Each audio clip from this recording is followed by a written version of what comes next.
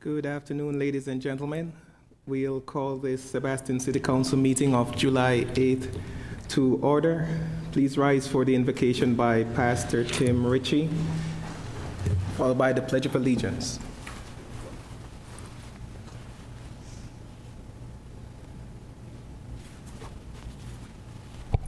Thank you, members of the council, for this opportunity to pray for this tonight. And also, I'd like to thank each and every one of you for your service to our community. Let us pray. Heavenly Father, we are so thankful for this day that you have given to us. We are especially thankful, Lord, that you give us the opportunity to come boldly into your presence, for you are the ever-present help in time of need. And we need you, Lord, in this place tonight. We need you to touch each and every heart, each and every mind of these councilmen and ladies. We pray, Lord, that you would just move in a mighty way in our community, touch the city of Sebastian. Help us, oh God, to be in complete unity in the decisions that will be made here tonight. We've come to bring you praise, give you the glory and the honor, and we ask it all in the name of Jesus Christ. Amen. Amen.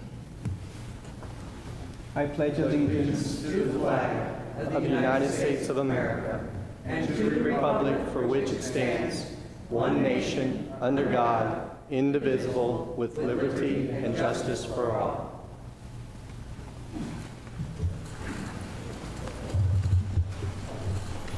Madam Clerk, can we have the roll call, please? Vice Mayor Adams. Here. Councilmember Coy. Here. Councilmember Hill. Here. Councilmember McPartland. Here. And Mayor Gilmore is detained. Okay. Agenda modifications? Any agenda modifications? If I could interrupt, Vice Mayor, I have asked the mayor today to add a. Excuse me. I asked the mayor today to add a agenda transmittal on the submerged lands lease for the Dombrowski property, working waterfront. I'd like to, it should be on your desk in front of you. I'd like to add that if you could, please. That goes under. And I'd request that go under consent agenda. Very well. I have no problem with that. That would be item C. Item 7C. 7C. Move to add. Second. All in favor? Aye. Aye. All opposed? Okay. Mr. Mayor, you're here, so I'll hand the reins back over to you. We're just added an item 7C under the consent agenda, submerged lands lease modification. Alrighty. Looks like you getting along well without me. I can't get along very well without my glasses, so. We're on to item. Although I see far all right, I don't see near very well anymore, so. We're on to item 6. We have a 6A, presentation of a check in the amount of $3,152 to the Indian River County chapter of the American Cancer Society by our golf course director, Greg Gardner. Greg, come on down.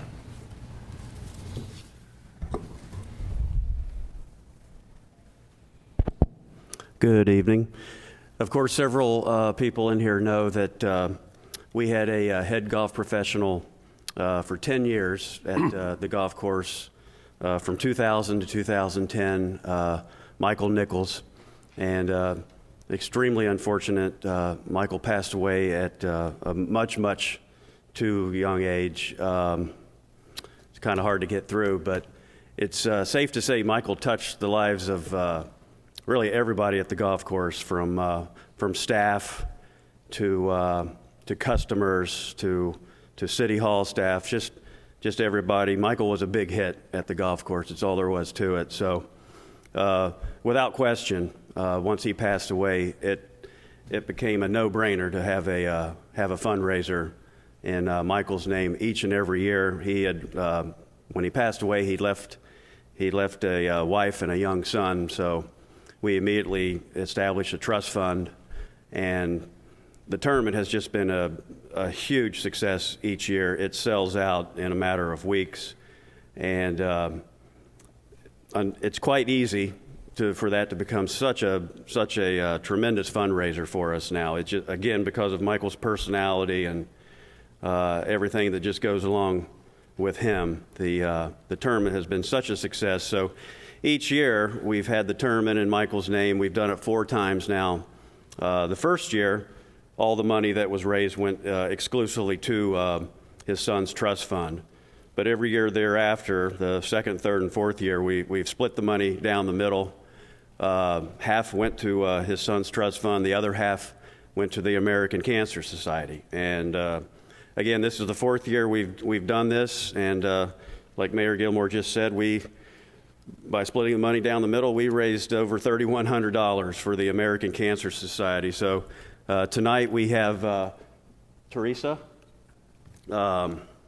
Woodson, from the local American Cancer Society. So I'd like to have Mrs. Woodson come up, and she's going to accept this check. And of course, she's got a few words to say on behalf of the American Cancer Society.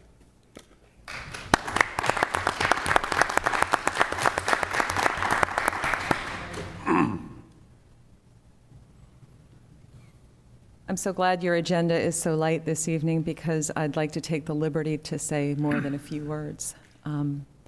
This is a very humbling experience for me when I'm asked to do something like this. The American Cancer Society is a wonderful organization. I'm privileged to work for them. I was a volunteer for them for many years before being privileged to have this job. And so I understand what it takes to be a volunteer. And primarily, it takes heart. And the heart in this community, in Sebastian, is just beyond comprehension. I have had so much opportunity to really spend one-on-one time with some absolutely terrific volunteers here who have hosted this event, cared for it. They have had this event rise to many occasions. My first year, we had lightning for the very first time at an American Cancer Society event in Indian River County on my very first event here. So it's amazing what this community does. And that first year was also the first year after Mike passed away. And I remember coming to City Hall, talking to people here about a team, and I remember just the depth of their emotion. And a few years later, I walked that same walk when I lost my father to cancer. So this particular check is so important to me because it really represents the memory of a life, of a soul, and of a person who probably more than anything else, probably even more than wanting to cure their own cancer, they wanted to be able to know that we were going to do something so that their loved ones who were left behind would not have to go through what they've been through. And so when I see a team that rises to that, that's something really special. I mean, it's special to be able, and I've done it many times, to walk that survivor lap with that loved one who's celebrating another year that they're surviving cancer. But it is incredible to rise to the occasion to do this without them. And so I can't thank you enough. I would like you to know that we also consider it a huge privilege to be at your beautiful park. And the volunteers in this community made that decision a couple of years ago.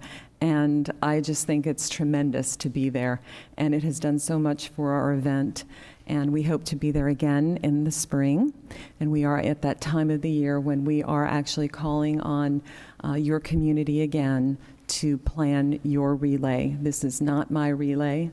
This is the City of Sebastian. It is your relay. It is your community relay. So if there's anyone who you know who might be interested in being part of planning that event, we would love to hear from them. And I would also say, in the interest of the wealth and health of our community, and jobs are always important, that we are currently hiring for a Relay for Life specialist. Actually, it's called a community manager now. So anyone who might be interested in that, they can also get in touch with me at the American Cancer Society office. And we are interviewing candidates now. So Thank you again so very, very much. And I would like to also present something to you because this is a phenomenal. I really have to go back to the office and tally. You might be top team or close to it.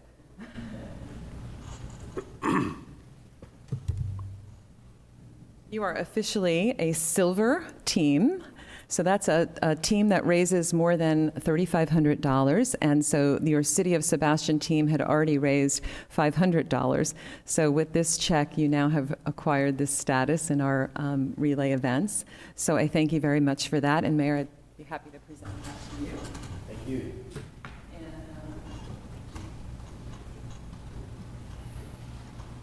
We did have some shirts. We did have some shirts left over from the event this year, and these shirts are actually not just given freely to anyone. These shirts represent someone who has raised at least $100. So I didn't know how many shirts to bring or what sizes, but I brought several of them because I love these shirts this year. I love that this shirt says hope. So there's several of them here in a variety of sizes, and I hope that you will enjoy wearing them. And we hope to see you at Relay again. Thank you so much. Thank you.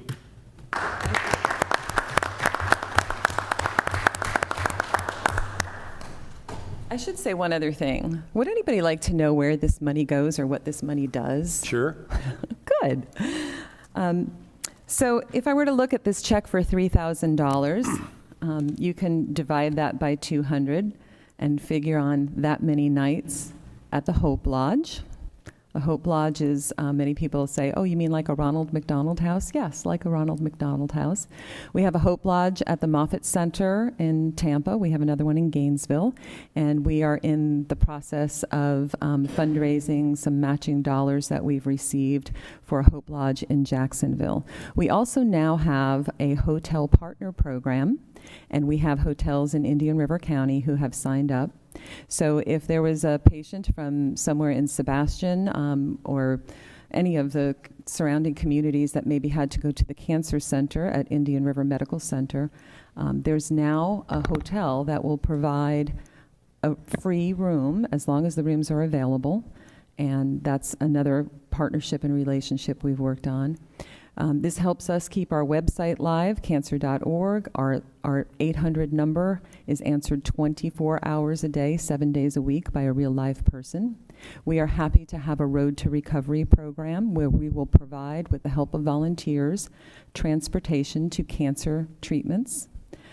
We have a Reach to Recovery program for breast cancer patients. We have a Look Good, Feel Better program. There are several different programs that the American Cancer Society provides here locally.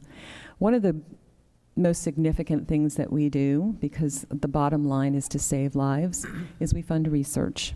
And we fund more research than any other nonprofit in the United States. In fact, the only larger source of research funding is the United States government, and those dollars have dwindled in the last 5 to 10 years. So this money, this would actually pay for a whole week, on average, of course, of research. And I like to think that this check is going to fund the week that makes a significant breakthrough in research. So again, thank you very much. Thank you.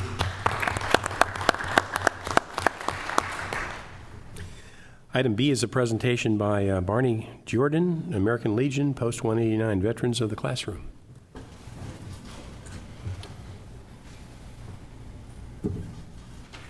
Thank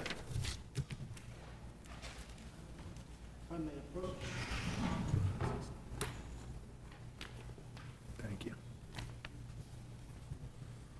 Thank you. Good evening, council members. My name is Barney Jordan. I am a veteran from starting in 1946 in the 69th Infantry 7th Regiment National Guard. During the occupation of Japan and the Korean conflict, I was 571st Military Police Company, Japanese Logistical Command under General Douglas MacArthur, and I served 40 years in the Coast Guard Auxiliary as the Rear Commodore for the eastern area of the Southern Coast Guard District.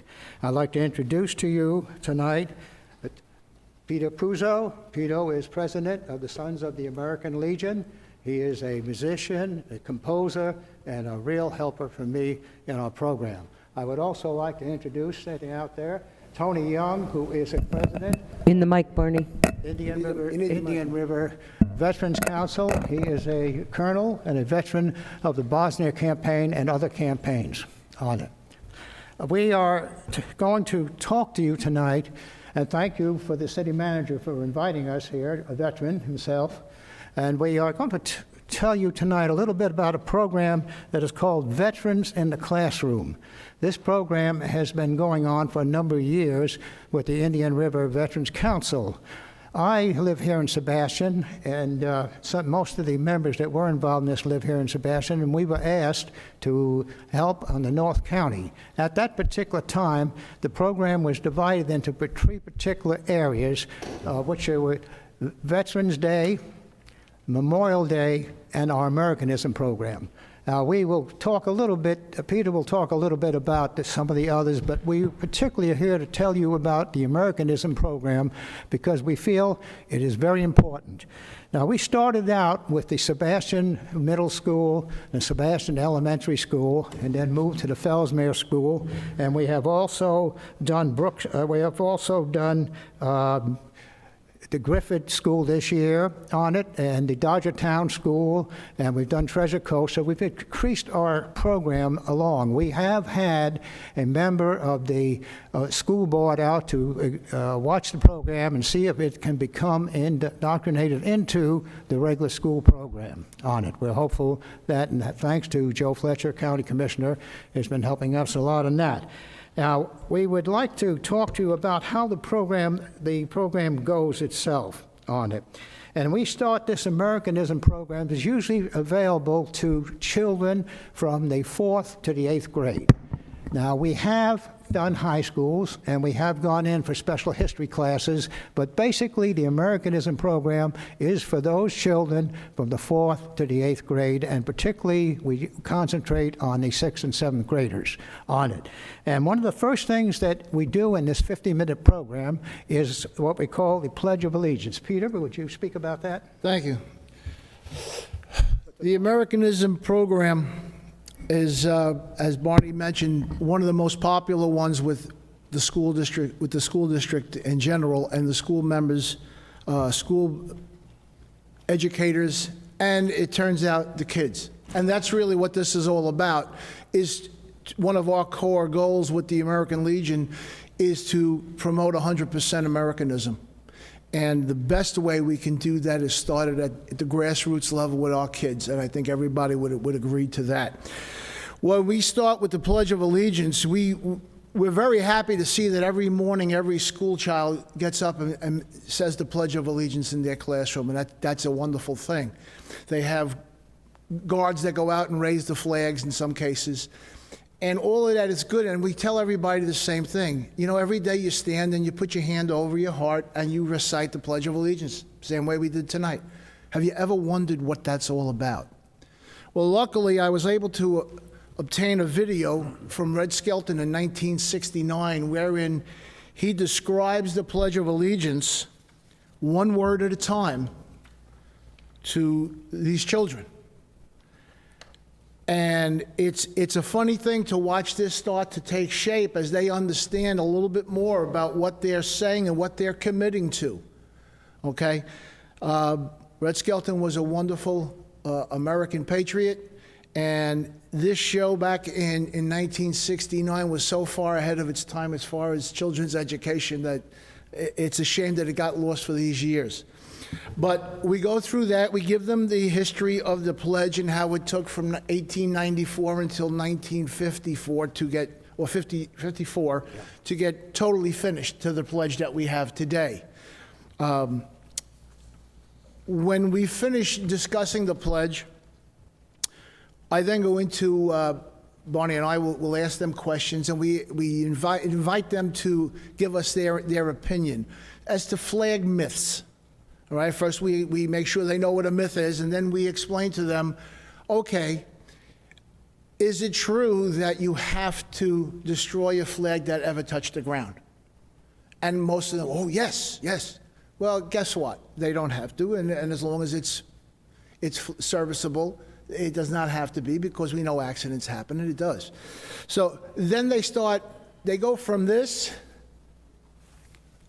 to this, and then later on, by the end of the session, they're raising their hands and they're wanting to volunteer and come up and be with us, which is just a marvelous thing to watch occur. The transition is wonderful. Barney takes over the national anthem as he's our historian. I think he was around when Francis Scott Key wrote it. We have a very appropriate DVD on the War of 1812 and the national anthem, and we give a little historical background to the students in reference to Thomas Jefferson as governor of Virginia at the time, and Madison as president, and so forth. But the main thing that we get over to them is that the pledge was originally written as a poem. It was not a song at that time. It was published in a Baltimore paper by Francis Scott Key. He was aboard the vessel awaiting for the relief of the prisoners that they were going to exchange with the British on it, and we get into that history on it. But it comes out to be a poem which was later adopted to a music, and that was adopted to a British pub song, which a lot of people did not know. Even the teachers were a little surprised about this. But as we go on, then we go into the history of one that was officially adopted, and there's now a few changes that were made into it, on it. After we're done with the Pledge of Allegiance, we have a Q&A with the students. And this is always very interesting because we're veterans and we're wearing our uniforms, and they're always going to ask us a question: were you ever shot while you were in the service? And of course, most of us were not in combat. We were fortunate in that respect. We honor those. We do have some veterans that appear that were in combat on it. And another question that comes up, which is very interesting to them, is what are these ribbons that you wear? And we give an explanation of what medals they represent on it.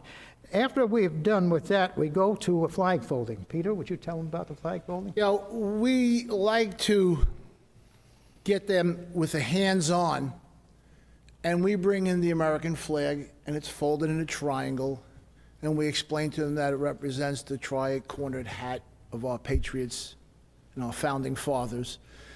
And then we unfurl it, and as you see on the screen now, we literally do the 13 folds to make that triangle reappear.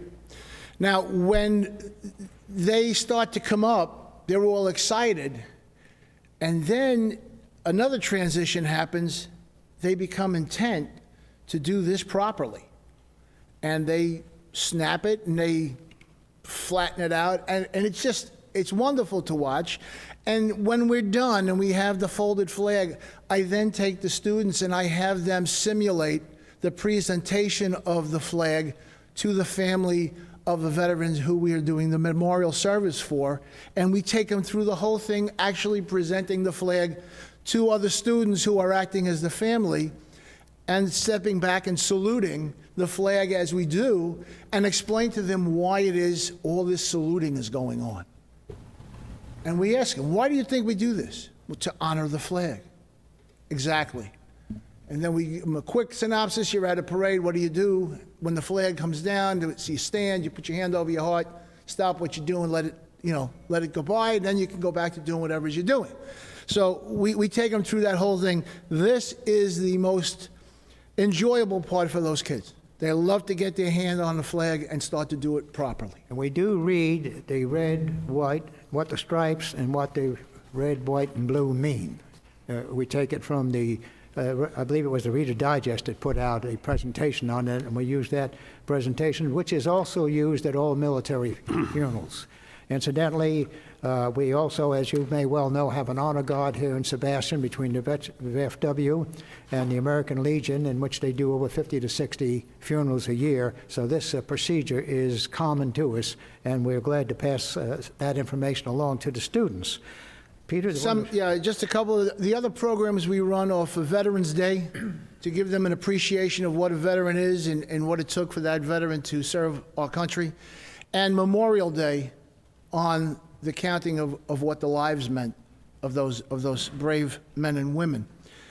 We show a video called I Fought For You. And I took these 3 frames from it because there's the transition we see every class. The first slide showing the kids talking, that can't be bothered with what we're doing. Then the next thing you know, they're snapping to their attention. And when they see the all gave some and some gave all come up, very, very often we get applause out of the kids for that. And it's, again, it's part of the programs that we do.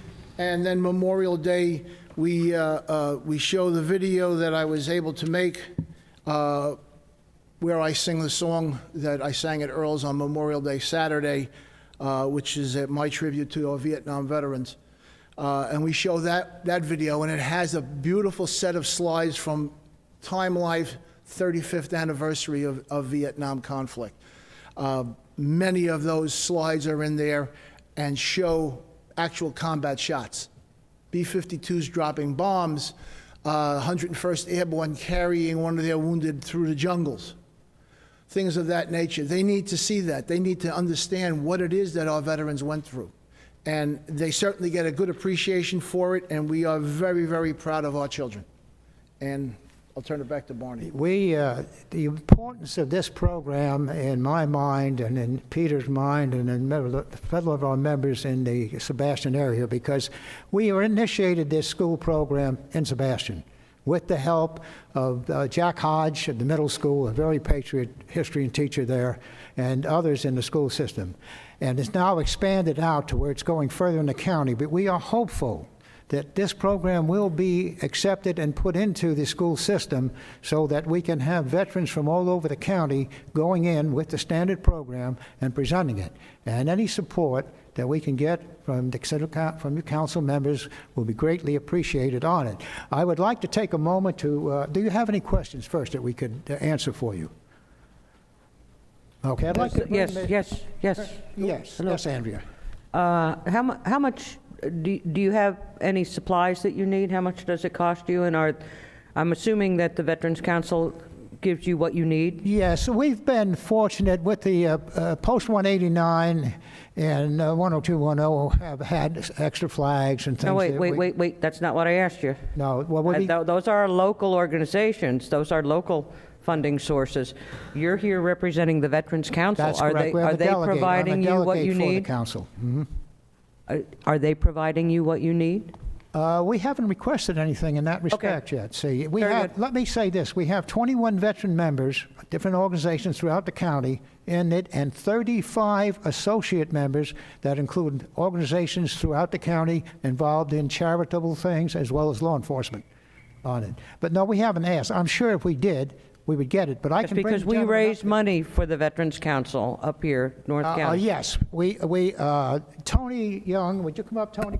Colonel Young can tell you more about the contributions, but we do get sizable contributions, yes, it is true. Colonel Young? Good evening, how are y'all? Fine. Good. I just want to take a minute, and thanks for inviting our members to come here and talk about veterans in the classroom. I just want to say that the question came up about whether Sebastian was being supported, and I think unequivocally that's the case. The good thing about Indian River County is that from day one, we have been united as veterans.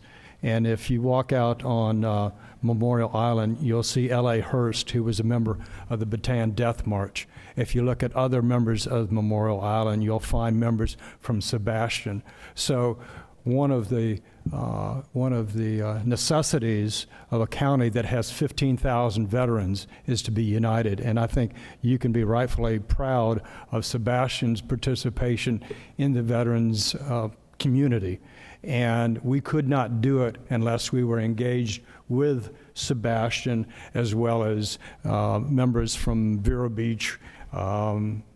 We're reaching out to the American Legion from Gifford and want to incorporate them as well. So as we go forward, it's impossible for the county, Indian River Veterans County, to not incorporate Sebastian. And if you think back when Ashley Ferguson's parents passed away, she had a 5K run over here, and we participated with that. We supported that, and we're also assisting her with a donation for her education.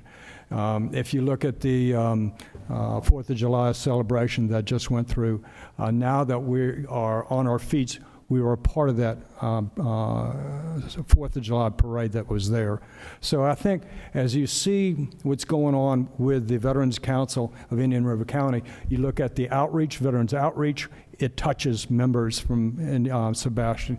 If you look at the, it's called Upward American Veterans. It's a financial assistance program. It assists whether that's a member of Sebastian, Fellsmere, Wabasso, et cetera. Another program that's we've talked about was the Veterans in the Classroom, and another program is transportation provided to the VA clinic or VA hospital in West Palm Beach. So if you look at the array of support that we do, I think Sebastian is a vital part of it. And I want you to know that we appreciate what you do and the support that comes from Sebastian to help us do that. Veterans Council doesn't send the buses, though. It's the county commission and MPO. Our tax dollars pay for that bus that goes.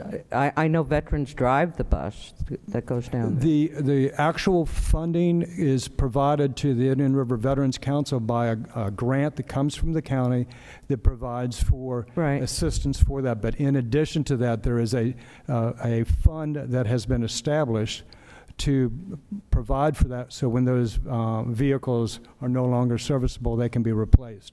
And then the funding for the purchase of the buses that went through was from Indian River County. That's right. You're right. Maintenance for those buses are provided by the West Palm Beach Veteran Medical Center. So I've spent 30 years in the Army Medical Department. I was a graduate from Vero Beach High School. This is my area. This is home for me. When I came back from serving in the military, this is where I wanted to be, and I'm proud to be able to help members of Sebastian as well as any other town in Indian River County to take care of the veterans that are returning. And we're doing a damn good job, and we will continue as long as we have the support of the communities. Tony, I thank you because it is getting better. There were years when the Veterans Council was very invisible up here. And you can't deny that. And I'm all in for equal. The next time I see Tony up here and hear you speak, instead of Memorial Island, I want to hear you talk about our Veterans Park. And that we're getting closer to that point. So thank you very much for expanding and recognizing that our veterans in Sebastian are equally as important. Oh, unequivocally. I mean, we didn't always get that. And it's important to make sure that everybody's aware that if you go to Memorial Island, that's not a Vero Beach Memorial Park. That's as much a Sebastian Memorial Park as it is Vero Beach. I beg to differ, though. I mean, that's very nice that you say that, but no one up here bought that. That was donated money, and that's supported and been supported down there by Vero Beach. We have our Memorial Park, and we're very proud of it. And not to be competitive, we can share resources, but we have our own ceremonies now, and we support strongly the stuff up here. And without a doubt, I wouldn't have it any other way. But I just want to make sure that everybody understands that before, it's kind of like Vero Beach High School. You know, when I grew up, there was no Sebastian High School. So Sebastian was a part of our community and will always be, because this is home for me as much as Vero Beach is, because this is where, I grew up. So, and I hope that we continue. So, thank you.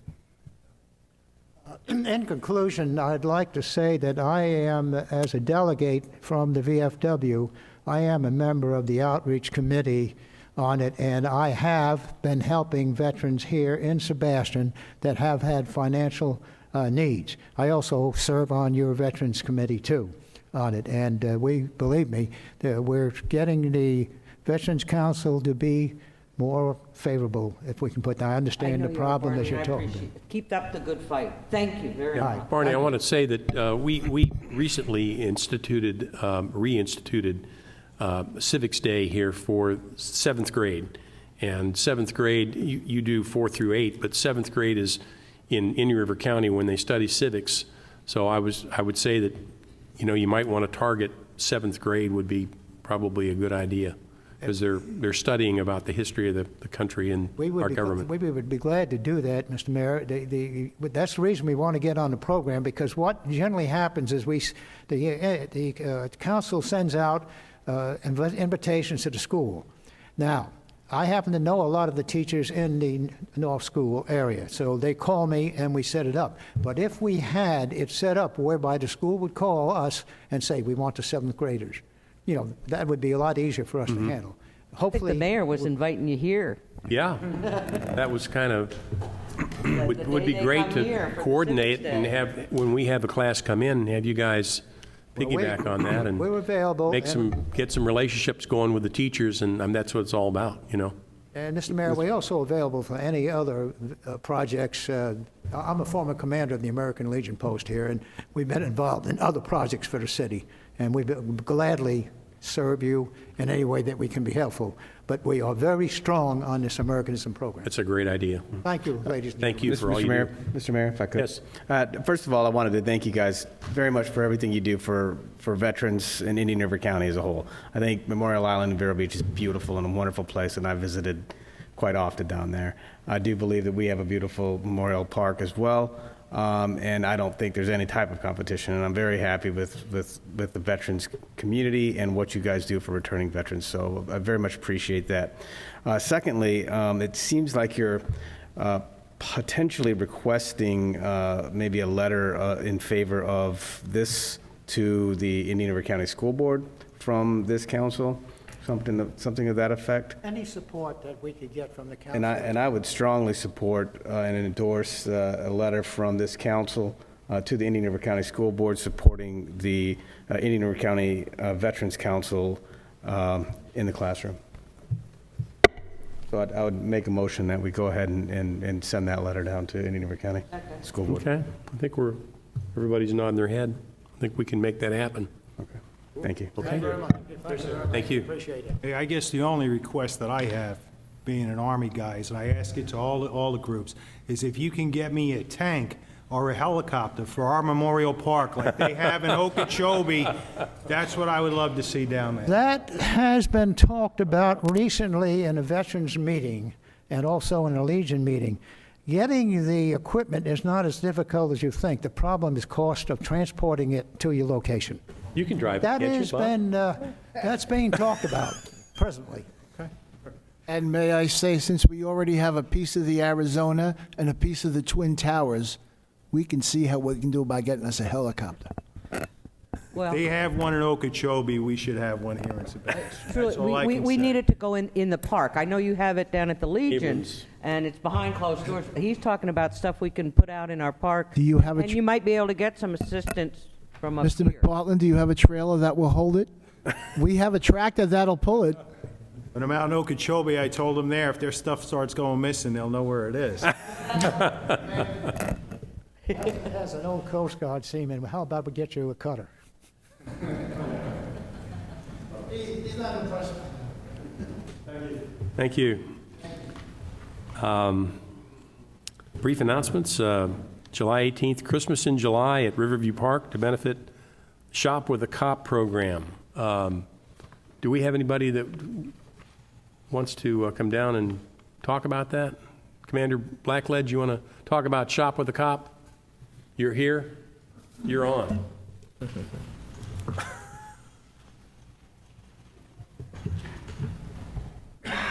Thank you, Mayor. The purpose of the event for July is to help raise funds for our annual activity where we take approximately 100 children who are at need and provide them with an opportunity, paired up with a police officer, to go through Walmart, which is one of the large sponsors of the program, and help kids get not only, it's quite interesting, they'll buy about $50, say, for themselves, and then they start going, can I get something for my mom? Can I get something for my brother or sister? Some of these kids are in foster care. They're carefully selected. And that's the focus and the purpose of the program. The event is one of our fundraisers to help support that. And you let the kids turn on the sirens, I think, too, right? We don't let anybody touch any of the buttons in the car. No, yes, sir, yes. Well, the last time that happened, I thought that there was a terrorist attack at Walmart. Yes. I saw all the cop cars go out. Oh, there must be something bad going down at Walmart. Yes, sir. So, Thank you. thank you. Are there any other brief announcements? Seeing none, we have now an added item to the consent agenda, do we not? Yes. And that is our next item, the consent agenda. I move approval. Second. Okay, do we need a roll call vote, Sally? Sure. Mayor Gilmore? Yes. Vice Mayor Adams? Yes. Ms. Coy? Yes. Mr. Hill? Yes. Mr. McPartlin? Yes. Thank you. All right, that passes unanimously, and now we're on to committee reports and appointments. I believe for the Natural Resources Board, we have 2 positions, and we have 2 people that want to stay in those positions. Am I not? That's correct. I'd move we leave it the same. I'd move that those positions that are expiring be filled with the individuals who were previously in the position. Roll them over. Okay. Is everybody nodding their heads on that? I think we're okay. Very good. We have now item number 9, public hearings, none. Unfinished business, none. Public input. This is a time when anybody from the public can come up and give us information that has not previously been heard or not been on the agenda. So come on down. Anybody from the public wants to speak? Yes, sir. Come on down.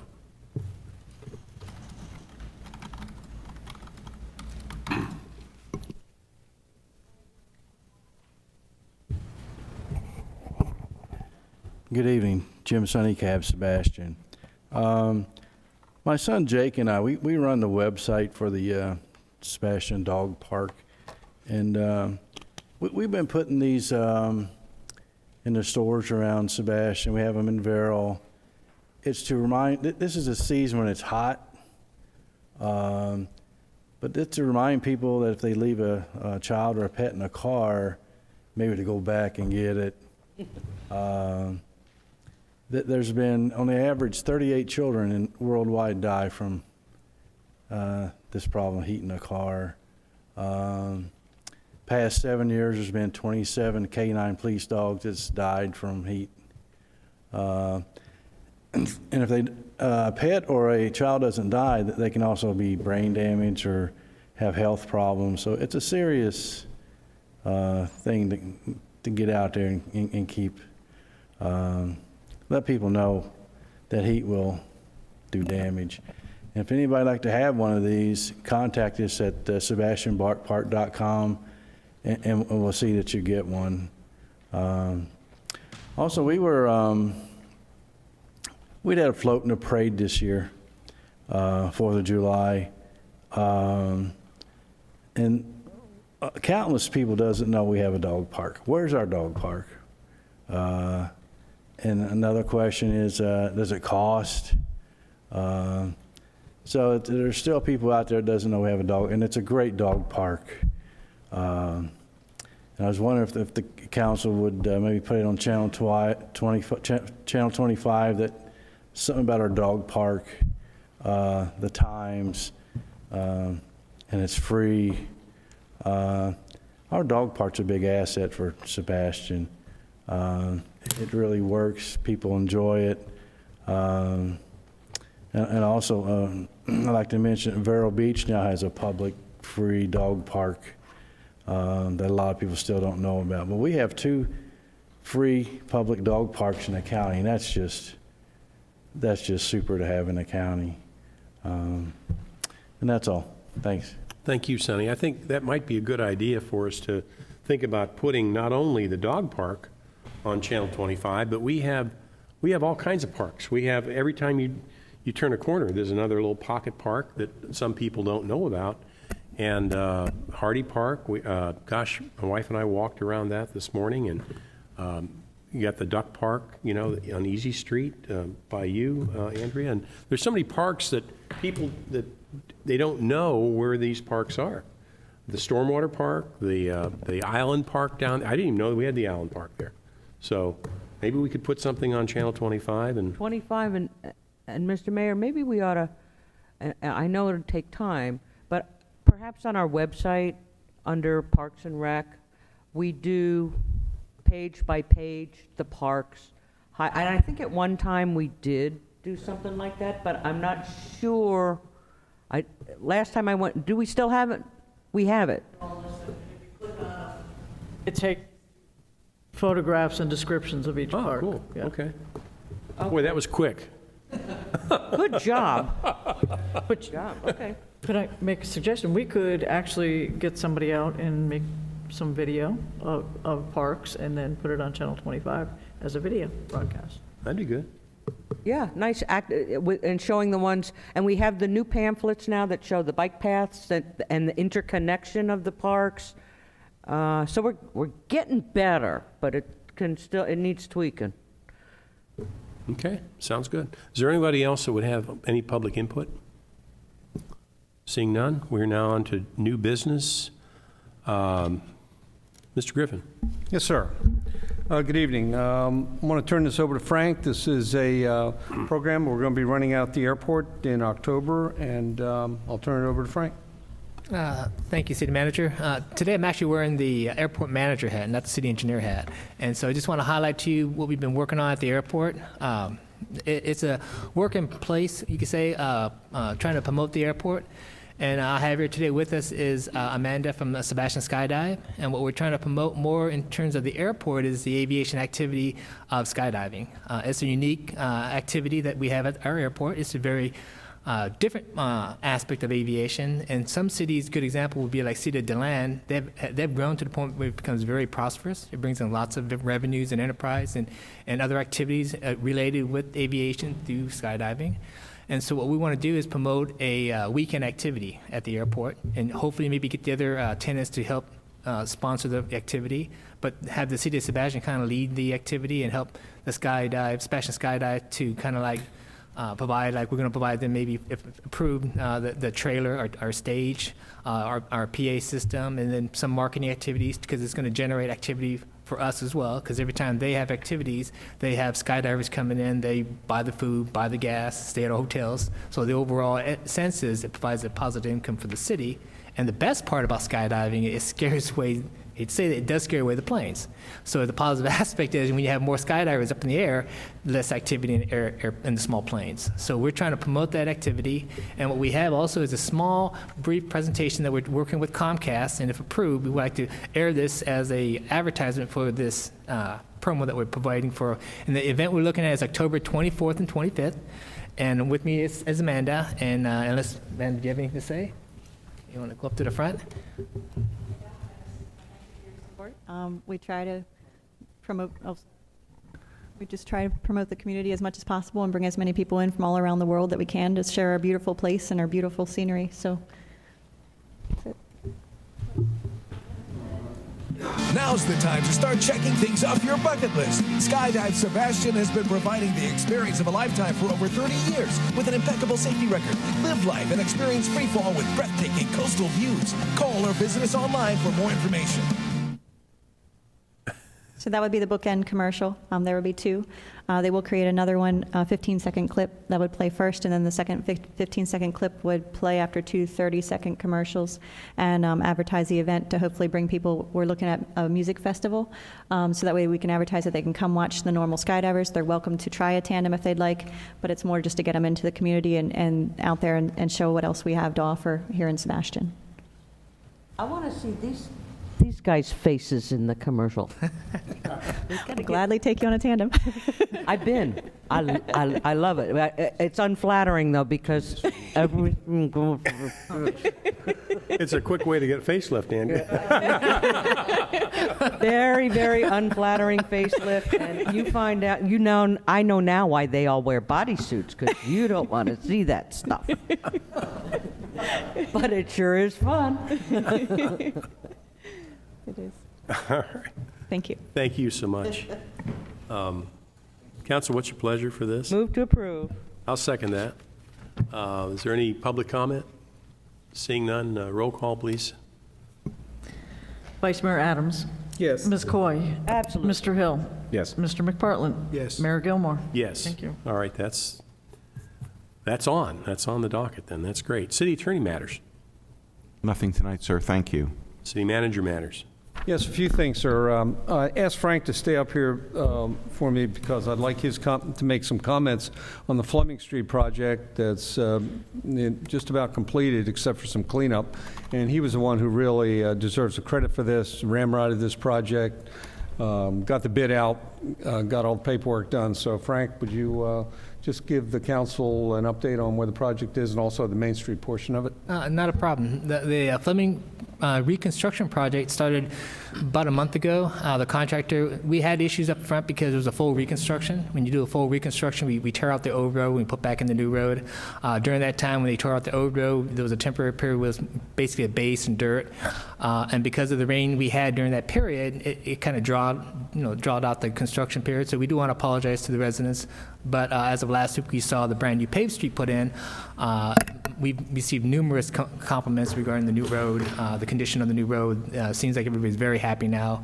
The next phase of this project is to do now Main Street. Based on your approval from the last council meeting, we're going to actually not just overlay it, we're actually going to widen it. And just wanted to highlight the first phase of the widening will be to relocate those mailboxes, and that'll be done by the contractor. We sent out notices last week to all the residents, but to make it unified, to make it easy for all the residents, the contractor will relocate all the pull boxes and make it easy for everybody. And then they'll come back and widen the road, and then they'll overlay the road. So just a little history and where we are. Just a question, Frank, how is that going to work when they tie into the existing driveways? When you widen that road, I mean, it would seem to me like you might have a little steep bump there or something. I don't know how that's going to work. The reason why the change order for the widen was high was because he's got to cut out all those driveways. And they're still within the city's right-of-way because they're connecting to the road within the right-of-way. Well, they're going to be cutting the 3-foot section of the concrete, and then they'll provide the asphalt, and they'll transfer it back in and taper it back in. Mm-hmm. A good example, like I say, if you drive down Fleming, they did a great job on all the tapers to all the driveways. There's no real little drop-off. They did a nice job smoothing the tapers, and they'll do the same for this project. Okay, great. Thank you, Frank. I have two more things. 4th of July activities. I want to give a shout out to our city employees who did a great job once again, stepped up, did the cleanup, did the prep. I'm just really in awe about everything that they did, and I think we owe them a great deal of gratitude. The other thing is a little bit sensitive. I'd like to talk about meetings for just a quick second. I know that we have a council resolution that provides for 2 meetings per month. We also have a charter amendment that calls for, correct, Sally, 1 meeting per month. You can see by the agenda tonight, and I'm kind of torn by this because really, this is light-loaded. It's not because I tried to make it light-loaded. It's just the activity that we've had. And if we think back to last summer, it was kind of the same. And, of course, during the holiday Christmas season, we have the same kind of issues. So I would like kind of an affirmation of your agreement with my discretion on looking at this closer as we go forward. I don't anticipate the rest of the summer because we're going to be moving more into the budget season here with workshops and other things. So probably not for the rest of the summer, but certainly the holiday season, Christmas season, and then maybe next year be able to take a closer look at this discretion-wise and really weigh this about how many meetings we need per month.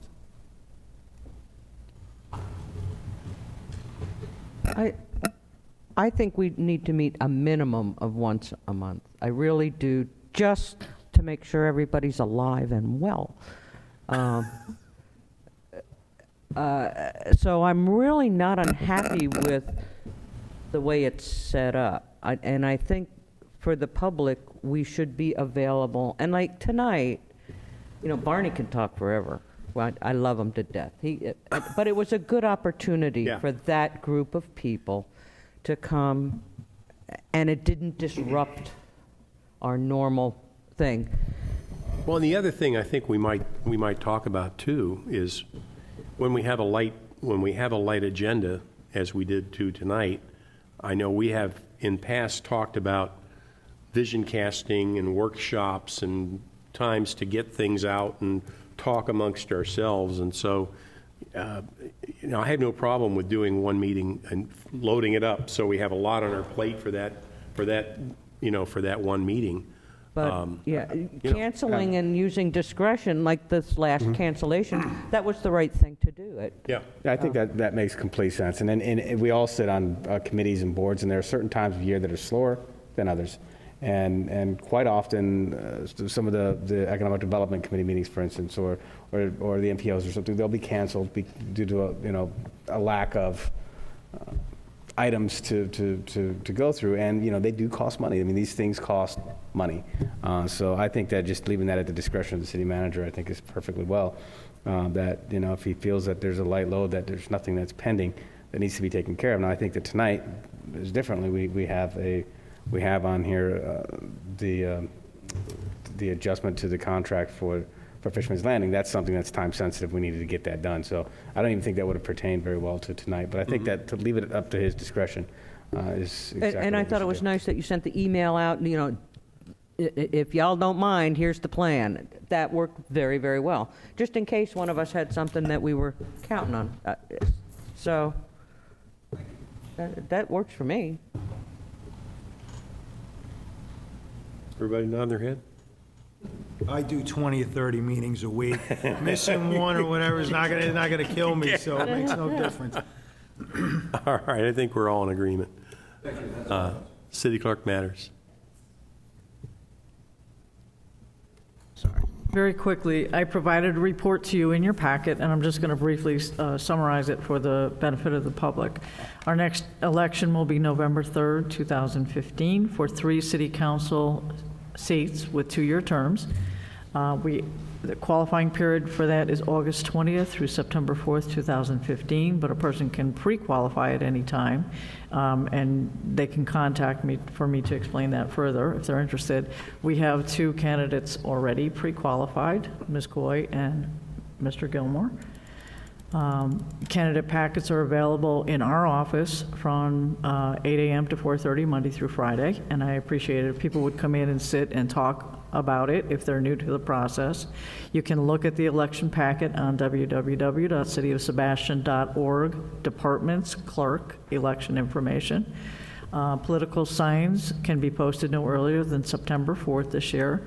The City Canvassing Board will canvass our results this year because there's no county issues on the ballot, or federal or state. And elected officials elected on November 3rd will be sworn in just prior to the November 18th regular City Council meeting, and terms begin at that time. Voter registration and precinct information is handled by the Supervisor of Elections for Indian River County, and you can call that office at 226-3440 or www.voteindianriver.com.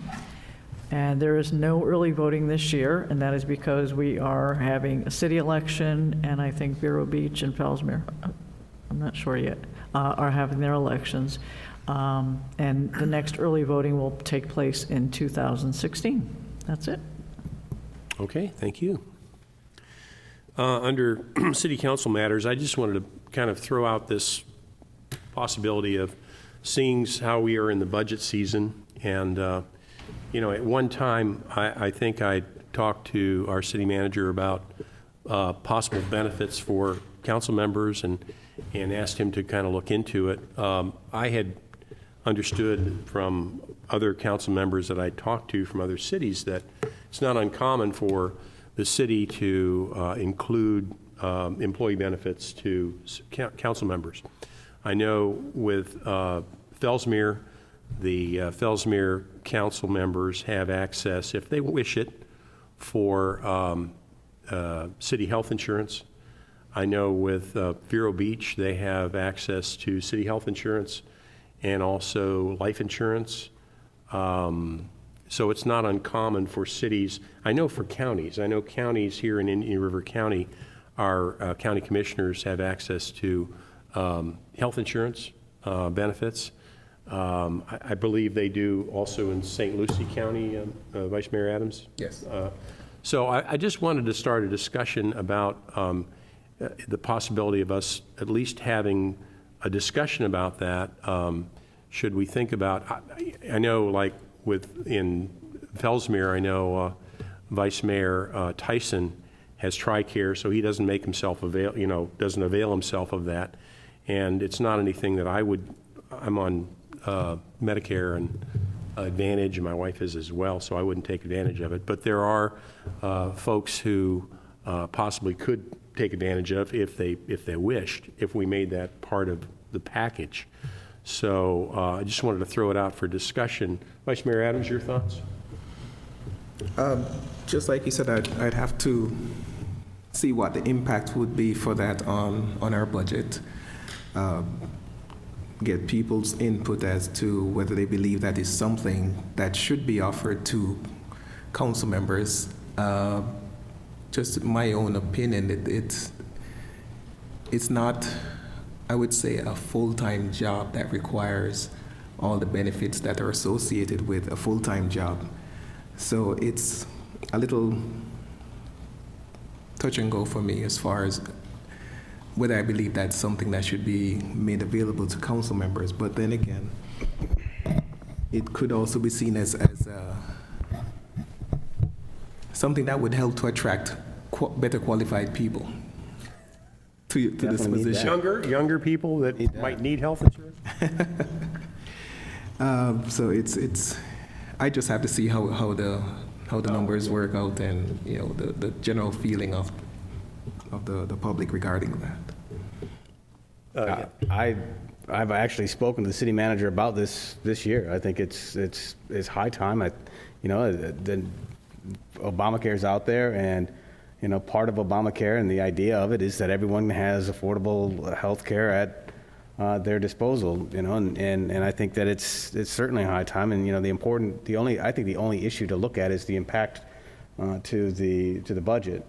I would suggest it'll be minimal at the most, a very small impact to the budget, and I think that it only makes sense to have that available. And if it doesn't affect the budget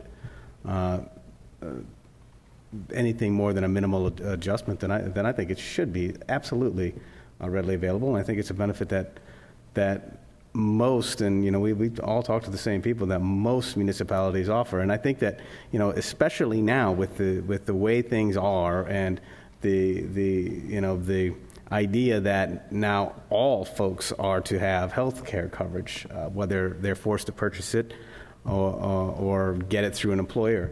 I think then it's incumbent upon the city to try to find a way to make that happen. And again, if it's a great impact, which I can't foresee it being to the budget, then it would require more discussion. But I think that it's no different, quite frankly, than cell phones or travel allowances or computers or any of those things that make this difficult job that we do, which it is difficult and time-consuming. And Mr. Adams, it's not a full-time job because we don't get paid full-time, but we all put, I would suggest, a tremendous amount of time and effort into this.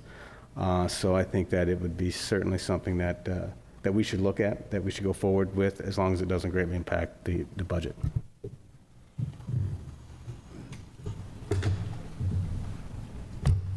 $0.02, $0.04? Here's a nickel. Simple for me. This is a part-time job. Our salary is $300 a month. We get $300 expense account. So at the end of the day, after taxes, it comes out to what, $525, I think, is what I take home a month. It's a part-time job. I can't think of any other part-time job. And you can cite all day long, well, Fellsmere does it, well, this town does it. I think it's wrong. I think it's wrong. Nowhere else in a part-time job do you have access to full-time benefits. It's wrong. So I'm a strong no on this one, a very strong no, and always will be. There's no sense in making the taxpayers pay for a part-time job. I would suggest that if you wanted to pursue this, that it would be something in the Charter Review Committee and it go to referendum and see how they won't even give us a raise. I've been sitting up here for 10 years and my base salary has remained $300. the whole time. Never got a raise. And yeah, it's a part-time job. So no. And by the way, I don't think we should have cell phones either, nor the little laptops. What do we get paid the $300 for incidentals for? I don't have a cell phone. I pay for my own. If it were up to me, I have my own laptop. I don't use the city one. I have it. And I don't think that it's necessary to do that. You certainly are not going to attract another caliber of person or young people on a salary of $300 plus $3, $600 a month is not going to get you a person to work full-time with benefits. That's not realistic. So absolutely not. But if I lose 3-2, I'll be happy to discuss it again. But you're going to take a lot to change my opinion. Well, and everybody has their own opinion of it. But and from my perspective, it's not a part-time job. So, I mean, I respect someone saying it's a part-time job, but for me, it's not. It's not either for me. It's time-wise. However, but the public. So for you to say it's a part-time job is really incorrect, because when you get a 300 or 400-page docket, like sometimes we get, and you have to go through that and research it, I guarantee you're not spending part-time hours going through that.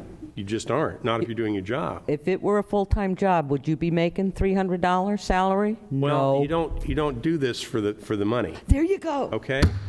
There you go. You don't do it for the money. However, and again, this is not something that I would take advantage of. I would not use it. And you wouldn't use it. And there are those that work that would not use it. However, I think that it's at least worthwhile to have the discussion as an agenda item to find out and maybe task the city manager with how much would this impact the city? Would it be, if we're going to have to raise taxes? Absolutely not. I wouldn't be in favor of it. Exactly. But, I mean, the city council takes up a 0% percentage point of the budget right now. $24 million, it's a 0%. So, I mean... And Mr. Mayor, if I could, I would say it's easy to say that's not something you would want if you wouldn't need it, or you've already got your health care coverage taken care of. And it's easy to say, well, I think this is a definite no. I do think it's a little bit funny to say I'm a definite no without even seeing numbers.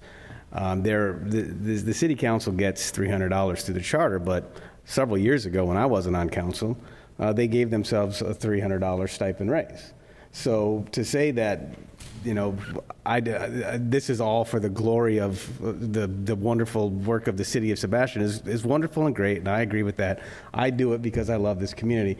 But the fact of the matter is, times have changed, and now people are required to have health care, or they're going to start being fined. So when you're a business person and you actually own a business and you're still required to purchase health care, that might be something that would be enticing for a young business person as a benefit if it didn't cost the city taxpayers any money.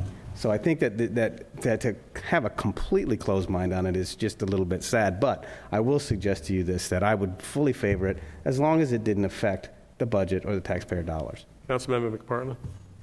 It's always great how when we have meetings with the shortest agendas, it leads to the liveliest debates.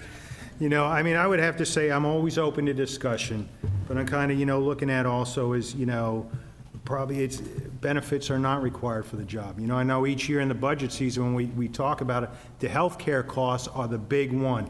And when we have that high-risk pool and there's the 1 or 2 employees who have had these long-term medical care that kind of cause it to rise, if the 1 or 2 members are members up here on the council they're the ones that are causing that high risk of the thing, which, I say that's kind of not a good idea. I'm just saying, well, I have benefits and everything, but I mean, that's one of the things. I mean, but I'm always open to discussion to see, but then again, that's the thing that I always see, is that high-risk pool is the biggest thing in the healthcare benefits that we pay for, and we've been riding out those couple of bad claims for a couple of years. We're almost clear of those, and I could see now, you give people up here in council the benefits, they're the ones that claim it, or else maybe, I carry 2 insurances, I don't want to use this one, so I use this one. That affects the rate. So, I mean, that's just something, but that's open to discussion, and I don't think anybody's completely closed-minded or made up their mind about this, but of course, we're always open for free discussion. Well, I don't know, would it be possible for you to look into it, Mr. Griffin, and come back next time with a possible cost? Coincidentally, we have our, built into our preliminary budget, we have a 15% increase in employee health care. We don't know where this is going to go, and we do that. We did that last year, just about the same thing. Done it against this year. We made out last year, and by a reduction of $57,000 in hard numbers, as everybody probably remembers, in health care. So we did a good thing last year. Coincidentally, we're having a meeting tomorrow with Garing Group, our health care consultant, and I'm going to get the results of the RFP that they did. So I'll be able to speak to that. If you would like me to, I will poll the council independently and just see where this is, and I'll come back next meeting with something. If you like, I'll agendize it and give some results if you'd like that. Okay. I think we can have a discussion. What kind of impact that would be possibly but on I do kind of agree with Vice Mayor Adams. I think it's not something that everybody up here would be interested in, but I think it would be something that if there's a younger retired person who is retired but not yet of age where they can access Medicare or Advantage, it would be an advantage to them. It would be a perk for them, and some reason for them to perhaps seek city council. Not just for that, but it would be something they might think about. Well, I see that as such, that you don't run for city council for perks. I'm sorry. It's not something, hey, I'm going to put 2 years of my life so I can get the insurance I need. Oh, I know. That's not a perk. That's ludicrous. We had the debate about golf and all of that and perks. You don't sit up here. If you come to get health insurance, you're sitting up here for the wrong reason. But I'll gladly talk about this again. I'm okay. I know. I'm okay with it. Sure, I'm okay with you putting it on now. You can poll me right now. Go ahead and put it on the agenda. Well, I'll talk about it again. Vice Mayor Adams, you're next. Oh. Just echoing the city manager's comments on the 4th of July parade. Very well done. And just wanted to add my personal thanks to the city staff for doing such a fantastic job. That's it. That's it. Okay, Councilmember Coy. Myself as well. It gets better and better, bigger and bigger. That flag flying in the sky, that's money well spent. The little bit that we pay, where Skydive Sebastian left, I was going to pay him kudos. I mean, that's just awesome. I do want to share something that was not so awesome. That was a great disappointment. But it had nothing to do with our city guys, had nothing to do with the parade itself.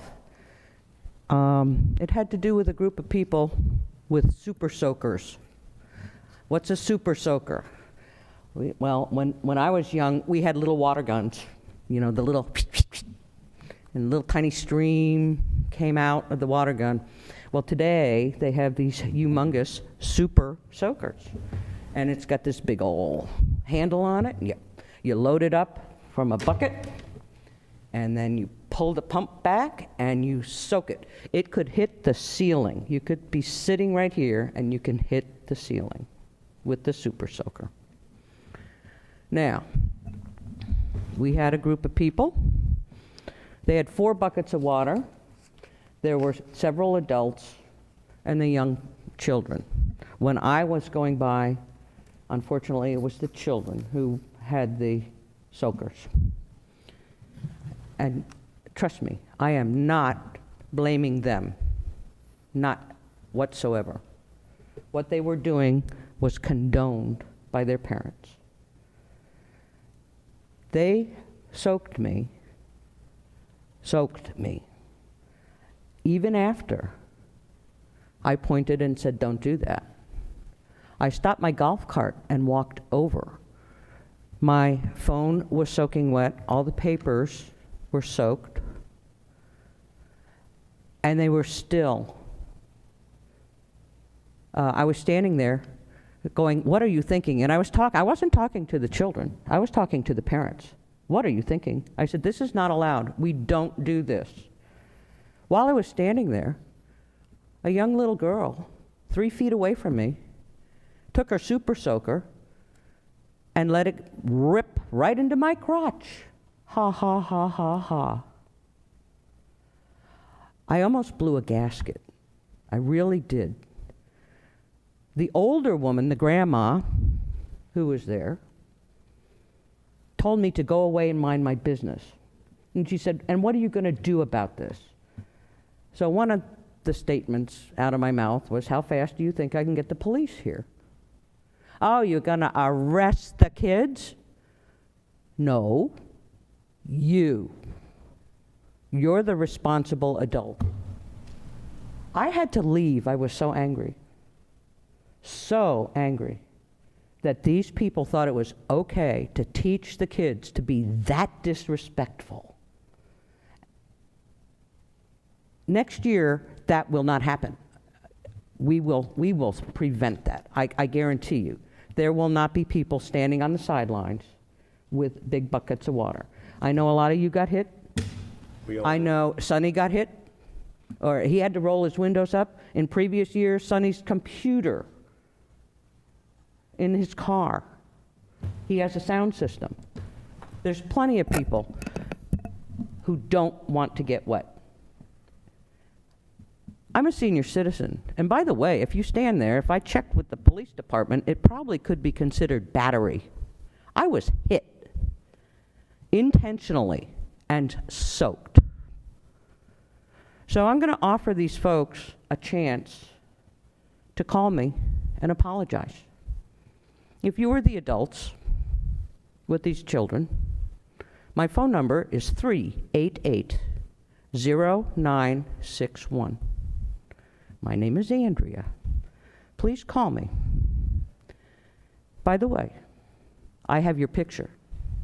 I have a video, and when this video was taken, it's the adults who are holding the soakers. So I hope you still think it's as funny as it was that day. I didn't think it was funny then, and no one that I relayed this message to since then thinks it's funny. So I'm sorry to put the damper at the end of the evening, because the parade was really great. But the lessons, we talk about children. What are we teaching our kids? We like to blame teachers. I watched adults be extraordinarily bad role models. Anyway, thanks for listening. But again, in general, the parade was really cool and really fun. Thanks. Councilmember Hill. Well, I had a great time on the 4th of July, and I appreciate everything that the staff did. The parade was wonderful. It was great. I actually watched from the sideline this year, and it was kind of nice to be out there seeing everything. I wanted to congratulate staff, but also the Knights of Columbus. It is the Knights of Columbus. Lions Club. I'm sorry, the Lions Club. Congratulate them on the job they've done. They've done a tremendous job for us year after year down there. And I understand that their contract may be up on the 4th of July, and I will put my 2 cents in right now and say that they have been a fantastic source for us on the 4th of July, and I fully and strongly support them going forward. Councilmember McPartland. It's a very good 4th of July. Staff did a tremendous job. I guess kind of, segueing back to the healthcare kind of thing, is to just keep in mind, Treasure Coast Community Health, which is out there in Fellsmere, also in Vero Beach, they offer free or reduced health care for people who don't have it, and it's pretty good quality health care as well as dental care. The Homeless Family Center down in Vero Beach offers free medical care the first and third Tuesdays of the month between 4:30 and 7:30. They have a doctor who's volunteered his time and even brings his staff in. Anybody can walk in there. Doesn't matter how old you are, you're homeless or anything. You go in there, they'll take care of you, and they also do kind of referrals, like a lot of people that have medications that they can't afford. They've been able to get them medications at free or greatly reduced costs. And then that leads me into, again, Fellsmere is holding a Getting Ahead Fair July 31st out at the park. It's a Friday from 9 in the morning to 1 in the afternoon. And, going back, they're going to have free blood pressure and blood sugar and diabetes screenings out there. The Career Source Research Coast is going to have their mobile career center out there, as well as the Treasure Coast Food Bank will be out there with their mobile food pantry, and that's open to everybody. Doesn't, not just Fellsmere, Sebastian, could be Indian River or Brevard County, but that's great for anybody who needs any help in kind of getting ahead. They're holding that fair again. That's July 31st from 9 in the morning to 1 in the afternoon. Thank you. All right, thank you. With that, we are now adjourned.